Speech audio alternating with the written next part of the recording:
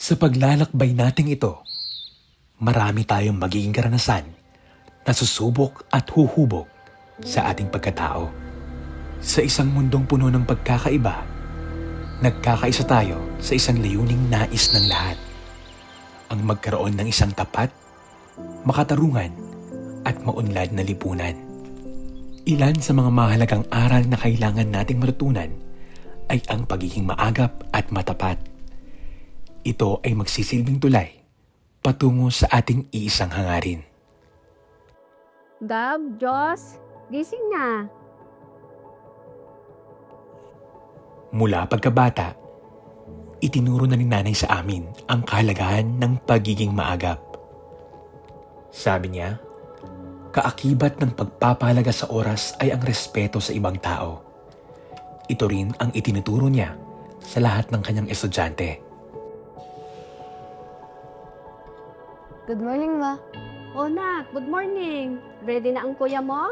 Opo, nagbibihis na po siya. O sige, tawagin mo na't kakain na tayo, anak.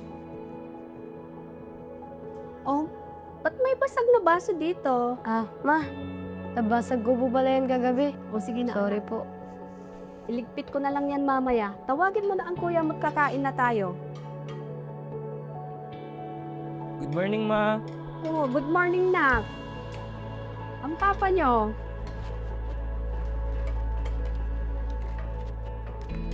Good morning mga anak. Good morning po. Good morning. Si tatay naman, kilala bilang isa sa mga masisipag at matapat na magsasaka sa amin. Lagi niyang paalala na panindigan kung ano ang tama at totoo, kahit kaano kahirap.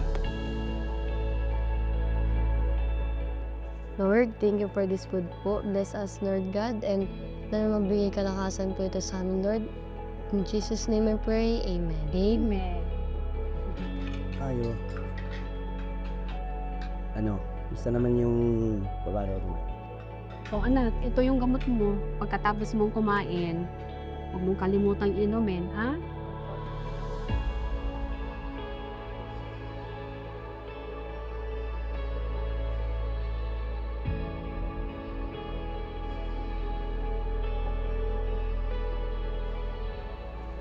Oo, mga anak. Mauna na ako sa bukid Kailangan ko kasing madala yung abono dun sa bukid. Dapat hindi mag-aantay yung mga tao natin doon. Ingat mga anak. Ingat po Sige, pa. mauna na ako.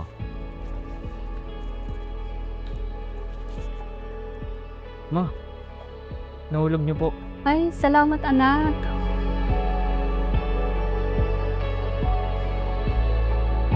O mga anak, makinig sa teacher ha. Siyempre po, Ma. Mag-aral ng mabuti. Oo naman po. Yung mga projects nyo, tapos na? Opo, nagpapatulong nga po kay Kuya. Ayaw niya po akong tulungan. Dapat alam mong tulungan ng kapatid mo. Marami din po kasi kaming ginagawa eh. Isinusulong din ng aming paaralan ang kahalagahan ng pagiging maagap at matapat. Ngunit katulad ng di inaasahan, dumarating pa rin ang mga pagkakataong sinusubok ang mga pagpapahalagang ito. All right, class. Ang Project Watch o We Advocate Time Consciousness and Honesty ay isang advokasya ng gobyerno na itinatag ng JCI Senate Philippines at ng DepEd. Ito ay para mahikayat ang lahat upang magkaroon ng tamang time management at maging matapat sa lahat ng oras. Maaari ba kayong magbigay ng mga halimbawa ng pagiging matapat at maagap? Yes, Gabriel. Ma'am, member po ako ng volleyball team. Sinisigurado ko pong may proper time management para hindi makabala ang practice sa klase. At saka may mga sapat na oras na rin para gumawa ng mga homeworks o school projects. Tama! Another halimbawa. Yes, Kat. Ma'am, ako po, nagbabantay minsan ng tindahan namin. Lagi pong tama ang binibigay kong sukli at lagi pong eksakto ang timbang o bilang ng mga paninda. Tama. Napakaganda ng mga binigay ninyong halimbawa. Class, lagi niyong tatandaan ang mga values na ito sa inyong mga pangharaw-araw na pamumuhay. Okay? Good morning po, Teacher Evelyn. O Carlo, Sorry po, na-late ako. o late ka na naman. Ma'am, natagalan po kasi ako maghintay ng masasakyan eh. Naku, sige, maupo ka. Thank you po, ma'am. Okay, bago tayo magpatuloy muli, nais ko munang ipamigay sa inyo itong resulta ng inyong summative test last week. O Gab, ikaw ulit ang highest to. Good job!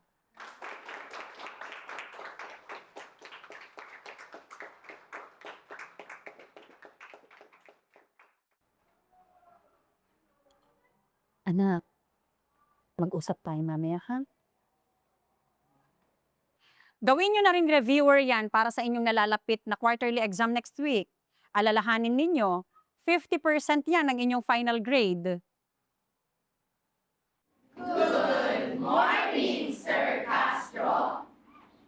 Excited na ba kayo sa inyong periodic exam?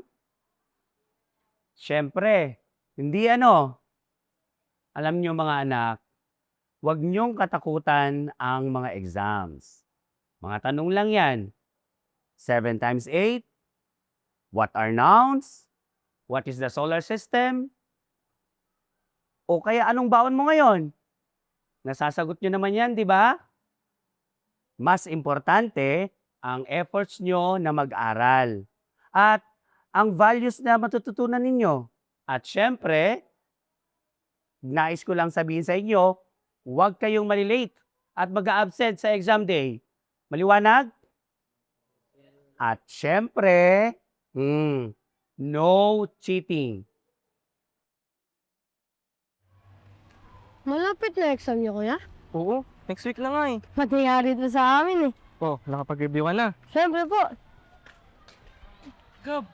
Oh, Carlo! Sige po kuya, puntahan ko si mama. Hintayin mo kami ah. Sige, hintayin na lang kita mamaya. Pwede mo ba ako tulungan? Sa exam natin next week. Oo naman. Sabay tayo mag-review. Gusto mo, dun tayo sa amin? Hindi. Baka pwedeng kunin mo yung mga sagot. Tapos kukupin ko sa exam. Ano? May sheet lahat ng teachers, di ba? Kunin mo yung kay Teacher Sonia. Tapos... Kita lang mandaya. Saan ka ba nahihirapan? Magre-review naman tayo eh. Pag bumagsak pa kasi ako, baka din ako pag-aralin ni Mama. Pakita ko yung score mo kanina. Kaunti na lang. Papasa ka na. Kaya mo yan. Huwag ka nang gumapin ng kodigo.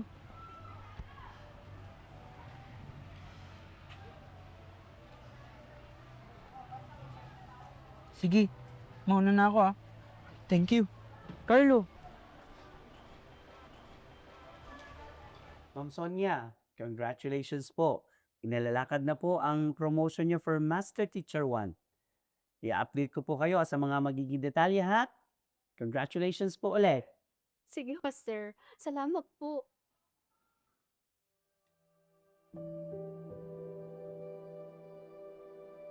Hoy, Ma'am Sonia! Hi, Ma'am Evelyn. Congratulations sa promotion mo. Thank you, ma'am. Sabi ko naman sa'yo, makukuha mo yun eh. Basta sundin mo lang yung guidelines. So, paano yan, ma'am? Blowout na ang susunod. Makakarating din tayo dun, ma'am, sa awa ng Diyos. Ay, nandito na rin pala si Gab. Oh, bakit nagulo tong mga to? Saan kaya yung mga pinaayos ko rito? Ay nga pala, Ma'am Sonia. Ready na rin ba kayo sa pa-exam next week? Hinahabol ko na yung mga test questions, ma'am.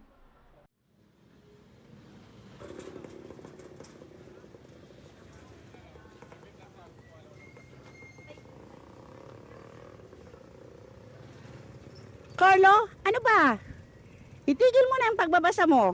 Ihatid mo muna yung hulog natin kay Manong Ben para mabutan mo sa pasugalan.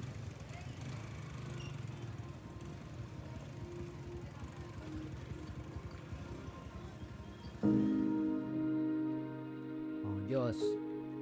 Natapos mo na ba yung project mo na ginagawa mong nakaraan? Hindi ako makapaniwala sa gustong ipagawa ni Carlo. Natuwa nga po si teacher eh. Doon ko naisip kung gaano kaiba ang pamilya ko sa kanya. Lord, maraming pong salamat sa panibagong dinner namin, Lord God.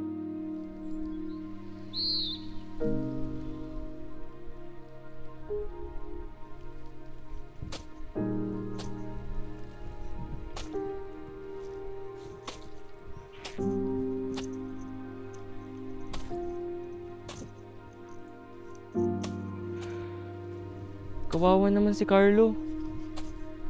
Tingin mo, tulungan ko ba?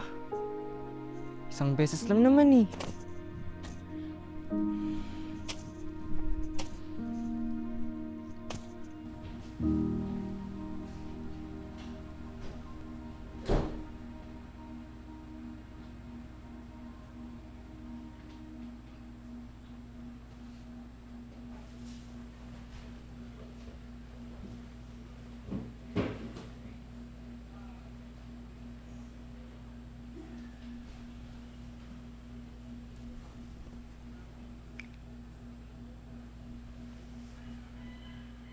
Good morning, class.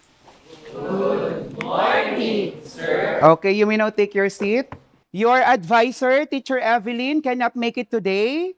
I will be her substitute teacher. I will be your proctor for today. Are you ready for your exam? Yes, sir. Again, are you ready for your exam? Yes, sir. Okay, bring out your pen. Because dito na kayo sasagot sa test paper. Same instruction. Erasures means wrong. Ayan, you may now get one and pass. Okay, for your general instruction, choose the correct answer for each question and write your answer on the test paper. Is that clear?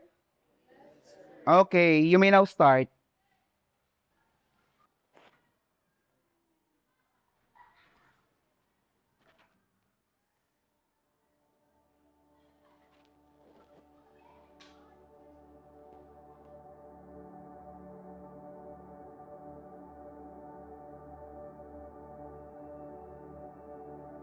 Masaya ako na mas pinili niyang sagutan ang exam ng patas.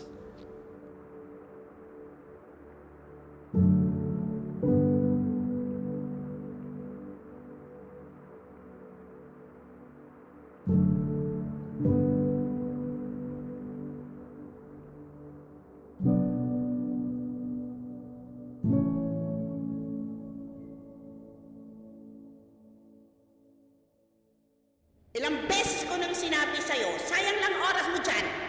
Pag hindi mo pa naipasa yung exam mo, itigil mo na yung pag-aaral mo.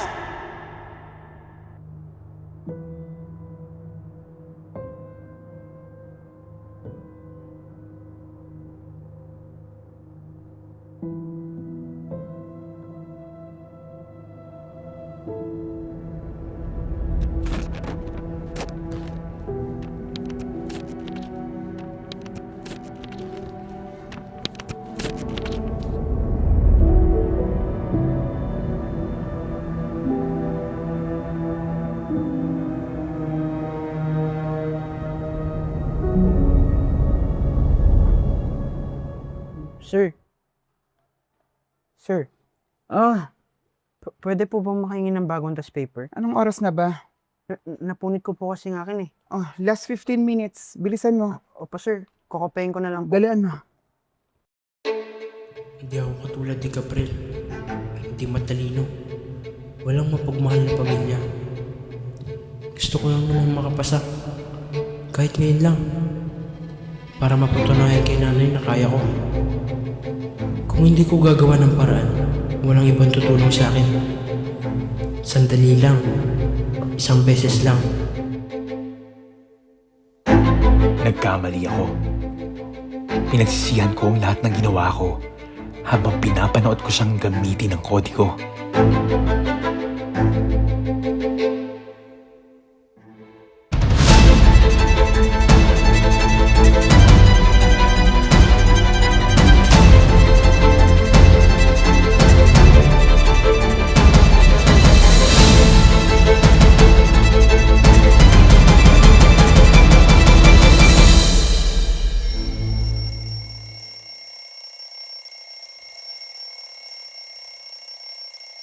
Okay, time's up. Everybody pass your papers.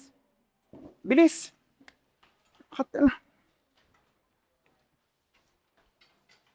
test ko.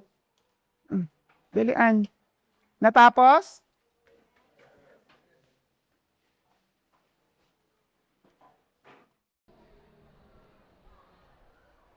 Teacher Evelyn, Ano yun, anak? May sasabihin ka ba?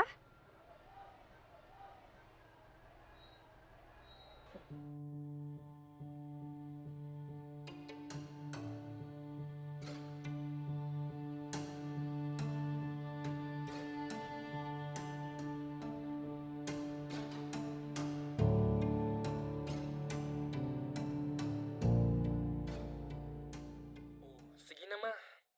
Ingat kayo dyan, ha. Saka, tignan mo si Fred. Wala ka nang dinala kundi puro problema. Ikaw nang bahala dyan, ha. Kahit saan ako pumunta, napaka-unfair. Kagaya ni Papa. Tagal na namin hindi nagkikita. Ilang beses siyang tumatawag pero di man lang ako hinahanap. Ma? Pwede ka po bang pumunta sa school bukas? Bakit? Ano yung ginawa mo? Wala po. Sinumbong ko nga po yung mga klase ko na nandaya sa exam pero parang ayaw na po nilang maniwala sa akin. Hay nako! Magsasayang lang ako ng oras dyan. Hayaan mo silang mandaya. Ako nga dati, sinuspindi nila tapos si Gab, hindi pwede. Ano? Sigab? Nandaya? Hindi po pero nakita ko po binigay niya yung kode ko kay Carlo.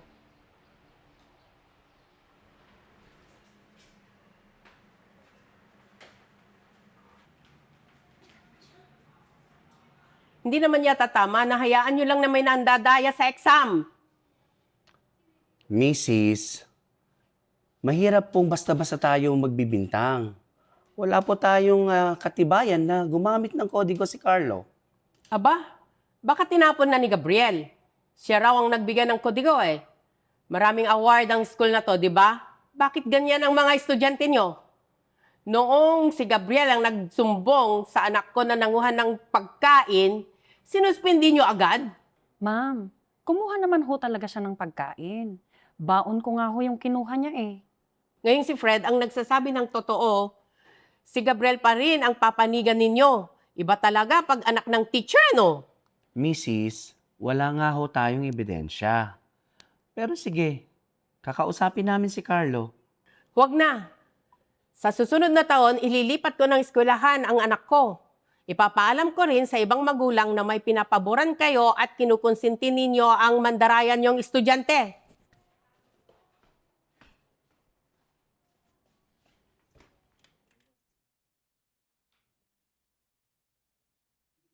Sir, imposible hong magawa yan ng anak ko.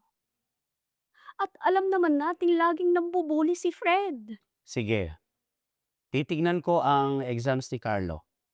Pero, Sonia, makakaapekto ang isyong ito sa promotion mo.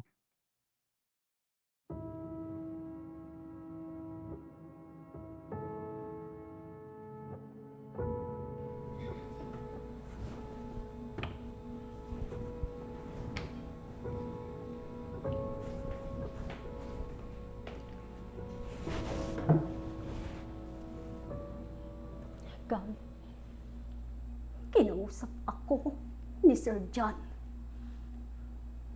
Ano ba yung sinasabi ni Fred? Hindi ko po alam ang sinasabi nila. Totoo ba yun?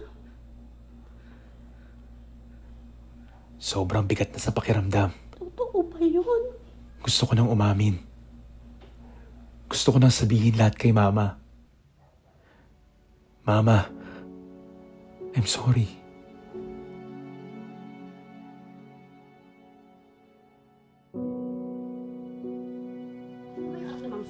Bakit? Mandaraya daw yun. Eh, di ba matalino yun? Kaya nga, top notcher pa man yun, pero mandaraya daw.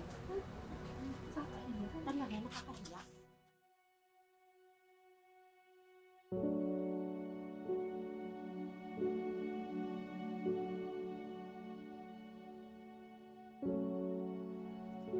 Eh pare, nabalitaan mo na ba yung anak ni Eman? Nangungopya pala, kala ko magalay. Ewan ko nga. Kung nagsasalita na yun parang totoo lahat yung may sinasabi nila ganun pala Alam mo naman si Tatay. Uy mga pare, parang nagkakatuwaan kayo dyan ah. Oo nga. Ay, nandiyan na pala. Tahimik na kayo.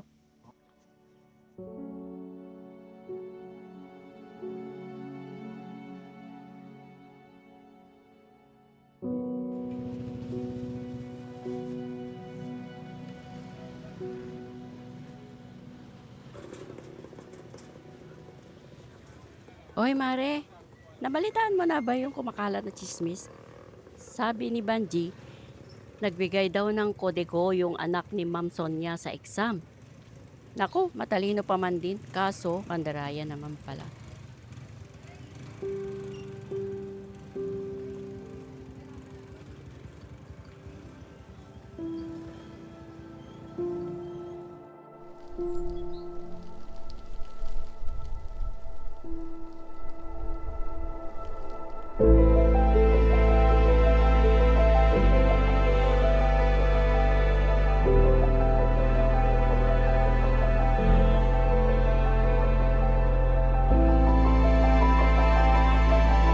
Pag bumagsak pa kasi ako, baka din ako pag-aralin ni Mama.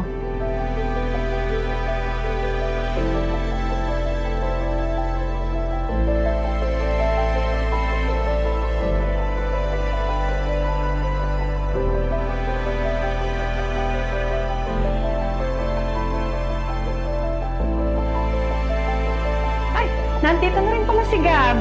Oh, ba't nagulo tong mga test papers ko rito?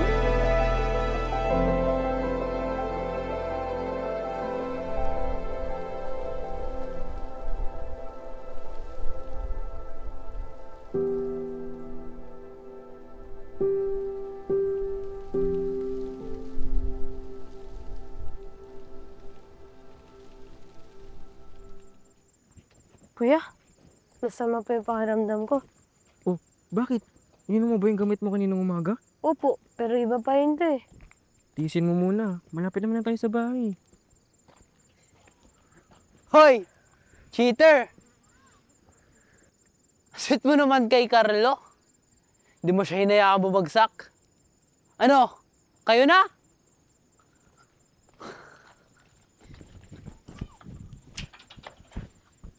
Saan kayo pupunta? Ano?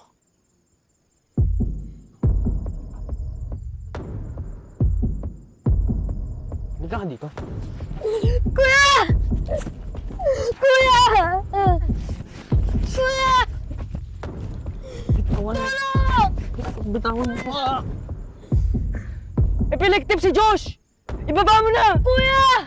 Ano daw? Nag-invent ka na naman! Kuya! Kuya!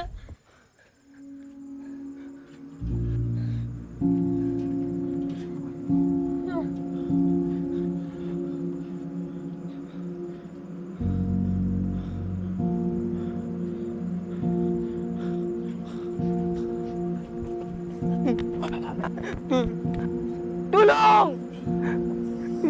Tulungan niyo po kami!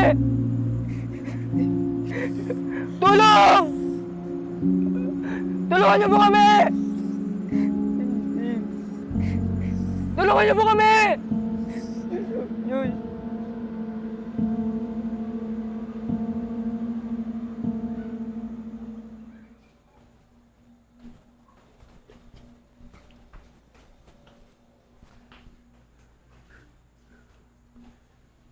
Diyos, anak.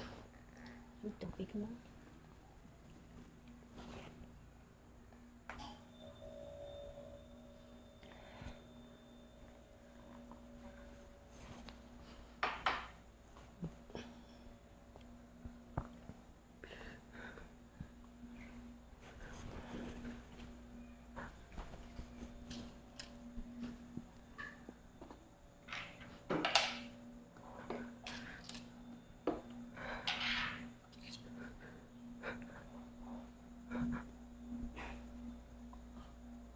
Ma?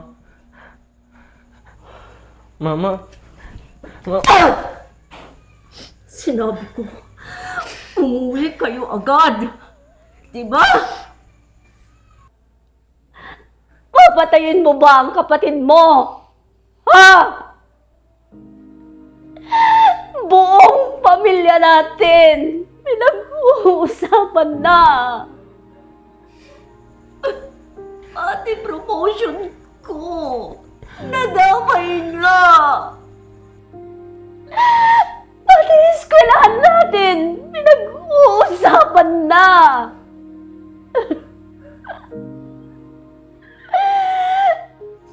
Ano bang nangyayari sa'yo?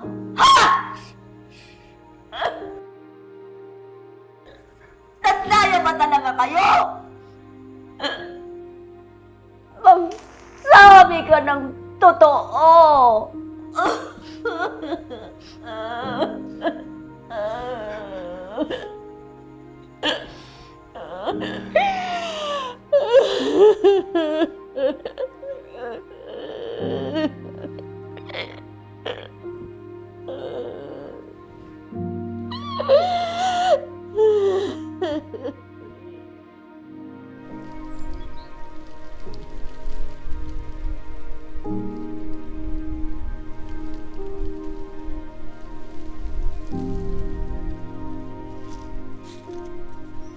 Anak, tingnan mo yung bambante. Magdamag na nakatayo lang dyan. Kahit gaano kasikat ang araw, kahit gaano kalakas ang ulan o hangin, walang depensa pero matapat pa rin niyang ginagampanan ang kanyang tungkulin. Anong lagi kong sinasabi sa inyo? Napiliin niyong maging tapat. Lagi mong kinakausap yung bambante, di ba? Subukan mo naman makinig sa kanya, anak.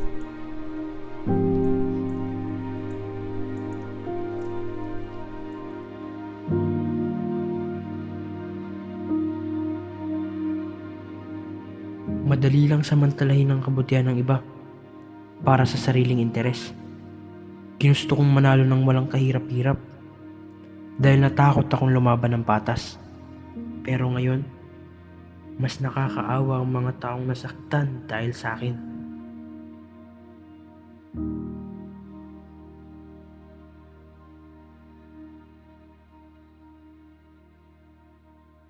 Nasabi na sa akin ni Carlo ang lahat.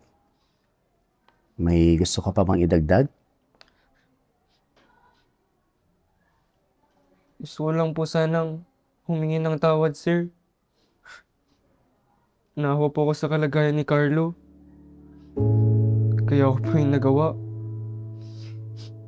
Kahit alam ko pong mali. Sorry po, ma. Sorry din po, Teacher Evelyn. Kinopya ko pa kasi siya sa desk nyo.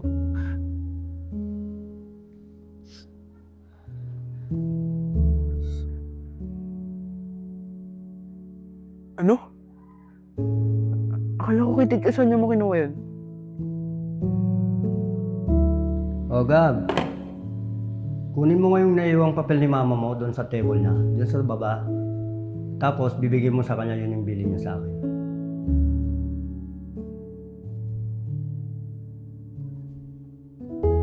Tina-check ko tong test paper na una mong sinagutan.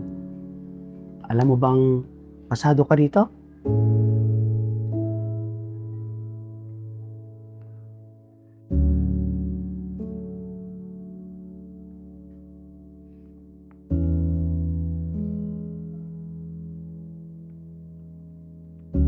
Carlo, kinaya mo yung mag-isa. Naunahan ka lang ng takot.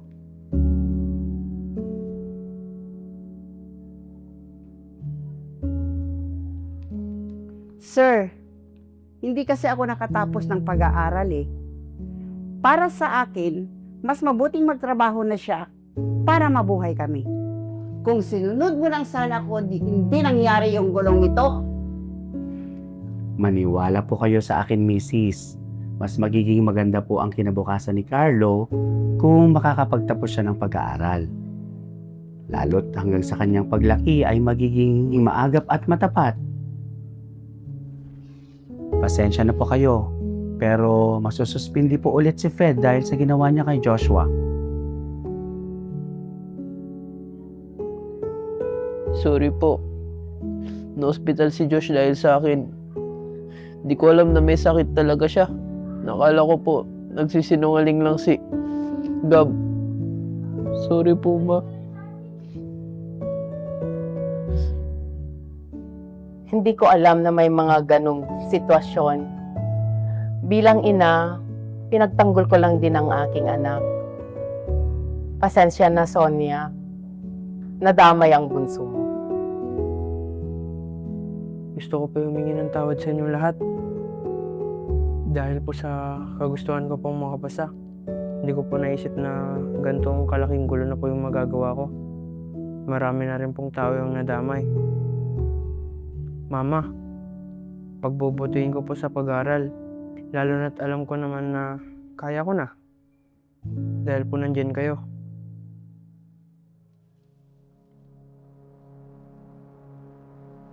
Masaya ako para sa aming lahat. Dahil sa aral na natutunan namin sa pangyayaring ito. Hindi laging madali ang pagharap sa mga pagkukulang. Lalo na kung alam mong may maaaring masaktan. Napagtanto naming lahat na ang tagumpay na nakamit sa tamang paraan ay mas mahalaga kaysa sa anumang mataas na marka.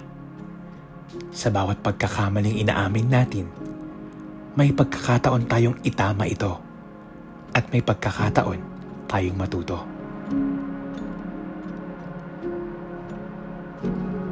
Ang Project Once or We Advocate Time, Consciousness and Honesty ay isang programa ng JCI Senate Philippines at ang Department of Education ay naglalayong patatagin ang pagiging tapat at maagap. Ang pangyayaring ito ay hindi lang basta bahagi ng aming mga buhay bilang estudyante. Ito ay isang paalala na ang integridad ay kayamanang hindi kailanman kumukupas. Isang aral na dadalhin namin hanggang sa aming pagtanda.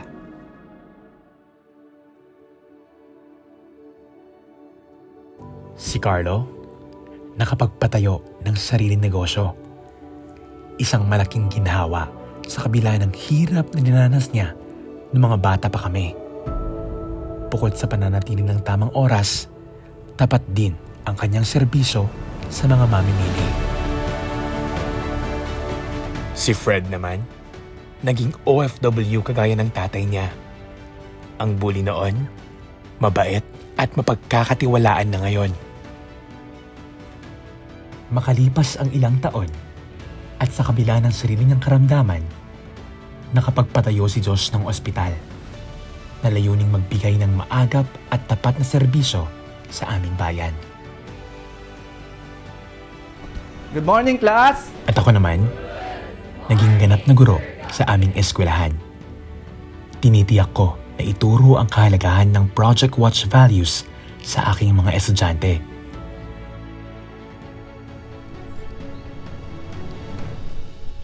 Natupad ang lahat ng pinangarap naming marating. Salamat sa mga aral ng aking pagkabata na humubog sa akin upang maging kung sino ako sa kasalukuyan. Ang daan ay hindi naging perpekto. Mas mahalaga na ito ay tapat, nasa oras at matatag.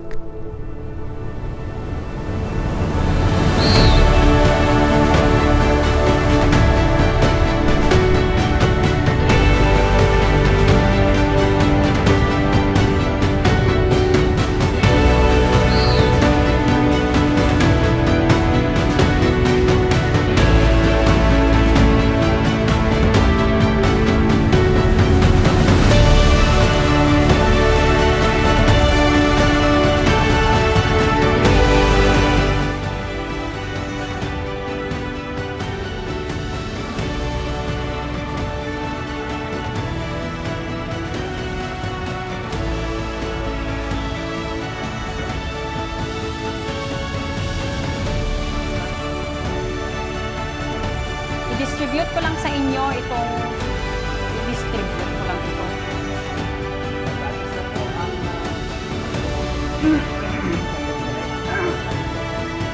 Hindi naman yata tama. Nahayaan nyo lang na may nagdadaya sa exam. Sometimes when we go.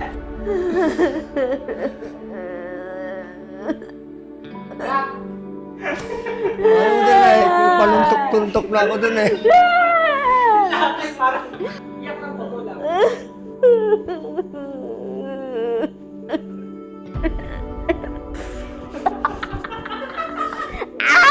Agregat ni ang imot ket, lost doon. Yung umiiyak.